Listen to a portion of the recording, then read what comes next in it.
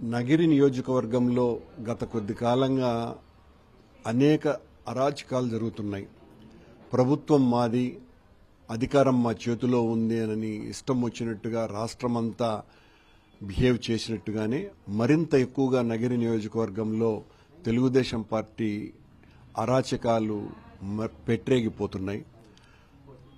తడుకుపేట గ్రామంలో దాదాపు 8 మంది దళితుల మీద వైఎస్ఆర్ కాంగ్రెస్ పార్టీకి ఓట్లు వేశారు అన్నటువంటి అక్కసుతో కసిగా వాళ్ల మీద దాడి చేసి వాళ్లకు తీవ్రమైనటువంటి గాయాలు చేసినటువంటి సంఘటన చూస్తే 40 ఏళ్ల క్రితం నాటి కారంచేడు, తుళ్లూరు సంఘటనలు గుర్తుకొస్తున్నాయి.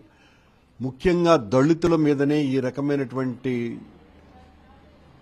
కోపం ఎందుకు ప్రదర్శిస్తున్నారు? దళితులందరూ కూడా వైఎస్ఆర్ కాంగ్రెస్ పార్టీకి అనుకూలంగా ఉన్నారు.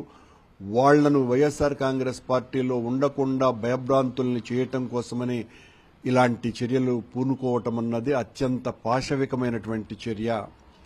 దళితుల మీద ఈ దుశ్చర్యను వైఎస్ఆర్ కాంగ్రెస్ పార్టీ ఖండిస్తున్నది. అలాగే కాళహస్తి నియోజకవర్గంలో కూడా ఒక గ్రామంలో యానాది కుటుంబాలు వైఎస్ఆర్ కాంగ్రెస్ పార్టీకి అండగా నిలబడ్డాయని 7 నెలలుగా ఎన్నికలైన వెంటనే రిజల్ట్స్ వచ్చిన తర్వాత నుంచి ఇప్పటి వరకు ఆ యానాది కుటుంబాలను ఊర్లోకి కూడా రానివ్వని పరిస్థితి.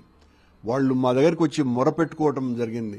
అంటే మనం భారతదేశంలో ఉన్నామా లేదా ఏదైనా నియంతృత్వం పాలనలో బ్రతుకుతున్నామా అన్నంత ఆశ్చర్యం కలుగుతున్నది. చాలా తీవ్రంగా పరిగణించాల్సినటువంటి అంశం ఇది. మానవ హక్కుల సంఘానికి నివేదించబోతున్నాం తొందరలోనే. ఈ రకమైనటువంటి దుర్మార్గాల్ని అరికట్టాల్సినటువంటి అవసరం ఉన్నది.